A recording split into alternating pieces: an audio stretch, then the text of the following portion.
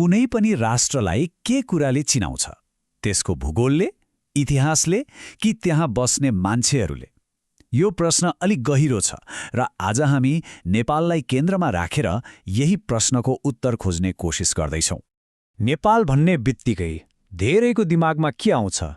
पक्कै पनि सागरमाथाको त्यो विशाल राजसी तस्विर, होइन त? तर सोच्नुस् त, के नेपालको परिचय साँच्चै यति मात्र हो कि यो हिमालको छायाभन्दा कता हो कता गहिरो छ? ल, आजको यो यात्रामा हामी यही कुराको गहिराइमा पुग्नेछौँ। नेपालको आत्मालाई छुन खोज्नेछौँ, यसको तातो तराईदेखि लिएर हिउँले सेताम्म चुचुराहरूसम्म पुगेर। यो यात्रालाई हामीले 5 भागमा बाँडेका छौँ। हामी सुरु गर्नेछौँ हिमालभन्दा परबाट, अनि चरम सीमाहरूको भूमि हुँदै राष्ट्रको जीवन्त आत्मासम्म पुग्नेछौँ। त्यसपछि उत्थानशीलताको इतिहास हेरेर अन्त्यमा चुचुराहरूको आह्वान सुन्नेछौँ। ल है त, सुरु गरौँ यो गजबको यात्रा। ल, हाम्रो यात्राको पहिलो खण्ड सुरु भयो, हिमालभन्दा पर। यहाँ हामी के हेर्छौँ भने नेपालको चिनारी ती अग्ला हिमालहरूमा मात्रै होइन, बरु त्योभन्दा निकै गहिरो यसको आध्यात्मिक र सांस्कृतिक सम्पदामा लुकेको छ। नेपालको आध्यात्मिक पहिचान कति विशेष छ भन्ने कुरा हेरौँ न। यो भूमि दुई महान धार्मिक व्यक्तित्वको जन्मभूमि हो। एकातिर छ लुम्बिनी, जहाँ भगवान बुद्ध जन्मनुभयो, जुन आज संसारभरका बौद्ध मार्गीहरूका लागि पवित्र तीर्थस्थल बनेको छ। अनि अर्कोतिर छ जनकपुर, जुन हिन्दू महाकाव्य रामायणकी प्रमुख पात्र सीताको जन्मभूमि हो।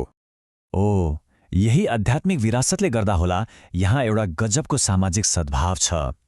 हिन्दू मन्दिरको छेउमा बौद्ध स्तूप देखिनु यहाँ एकदमै सामान्य कुरा हो। हिन्दू, बौद्ध, इस्लाम, क्रिश्चियन सबै धर्महरू मिलेर बसेका छन्। यो धार्मिक सहिष्णुता साँच्चै नेपालको एउटा सुन्दर गहना हो।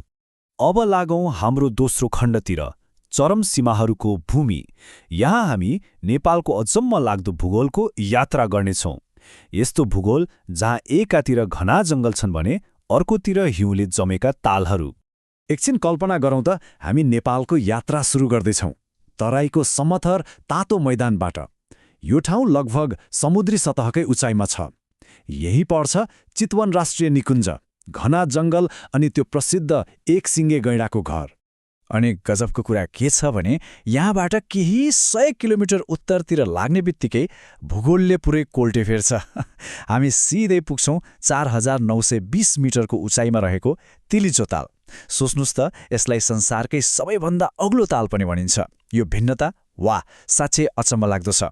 अनि यही भौगोलिक विविधताले गर्दा नेपाल दुर्लभ वन्यजन्तुहरूको लागि एउटा सुरक्षित घर बनेको छ।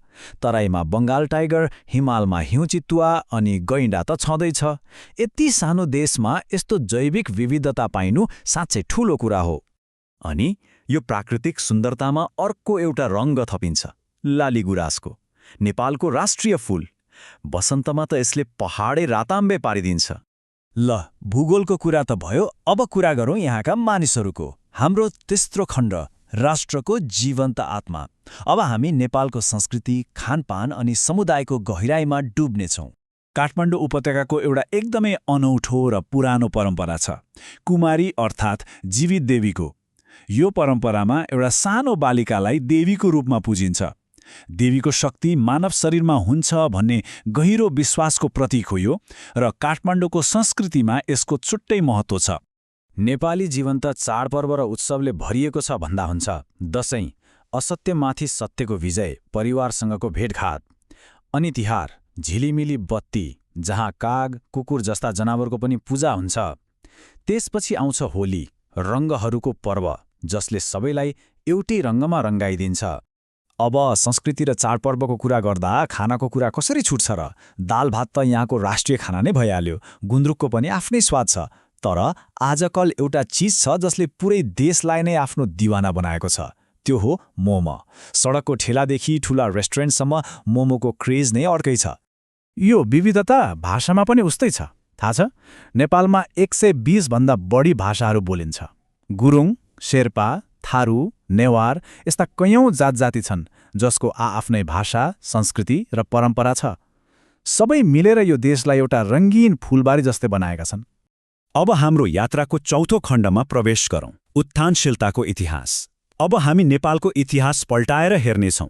यसको शक्ति, स्वतन्त्रता र हरेक कठिनाइबाट उठेर अघि बढेको कथालाई। नेपालको इतिहासमा एउटा सबैभन्दा विशेष कुरा के हो भने दक्षिण एसियामा यो कहिल्यै कसैको गुलाम अथवा भनौँ उपनिवेश बनेन। यसको पछाडि दुईवटा कारण छन्। एक त यहाँको कठिन भूगोल अनि अर्को नेपालीहरूको कहिल्यै नझुक्ने साहस। हो, त्यही साहसको सबैभन्दा ठूलो उदाहरण हुन् वीर गोर्खालीहरू। उनीहरूको बहादुरीको गाथाले संसारलाई चकित पारेको छ। गोर्खालीहरू नेपाली स्वाभिमानका प्रतीक हुन्। आधुनिक नेपालको इतिहासले पनि धेरै उतार चढाव देखेको छ। सन् 1959मा पहिलो पटक प्रजातान्त्रिक चुनाव भयो। सन् 2008मा लामो समयदेखिको राजतन्त्र सकिएर गणतन्त्र आयो। अनि 2015मा देशले विनाशकारी भूकम्पको सामना गर्यो, तर त्यही अदम्य साहसले नेपाल फेरि उठ्यो। ल, अब हाम्रो यात्राको अन्तिम खण्ड र हामी फेरि त्यहीँ आइपुगेका छौँ जहाँबाट हामीले सुरु गरेका थियौँ, हिमालहरूमा। 5औं खण्ड हो चुचुराहरूको आवाहन। सगरमाथा, संसारले चिन्ने नाम, माउन्ट एभरेस्ट 8,849 मिटरको उचाइमा गर्वले उभिएको छ। तर यो चुचुरोको कथा शेर्पा समुदाय बिना अधुरो हुन्छ। उनीहरूलाई हिमालका रक्षक पनि भनिन्छ र उनीहरूकै साथ र साहसले गर्दा नै धेरैले सगरमाथाको शिखर चुम्न सकेका छन्। तर यी हिमालहरूमा एउटा रहस्य पनि लुकेको छ। यत्तिको रहस्य, यो रहस्यमयी हिममानवको कथा आज पनि एउटा नसुल्झेको पहेँली जस्तै छ, जसले हिमाललाई अझै आकर्षक र रहस्यमयी बनाउँछ। भनेपछि फेरि त्यही सुरुको प्रश्नमा फर्कियौँ, आखिर नेपाललाई के कुराले चिनाउँछ त? सायद यसको उत्तर एउटै छैन। यो प्राचीन देवताहरूको भूमि पनि हो, कहिल्यै नहार्ने साहसको इतिहास पनि हो, अनि आधुनिक चुनौतीहरूको सामना गरिरहेको देश पनि हो। यी सबैको सङ्गम नै नेपाल हो। अब प्रश्न यो छ कि यो अद्भुत देशको अबको अध्याय कस्तो होला?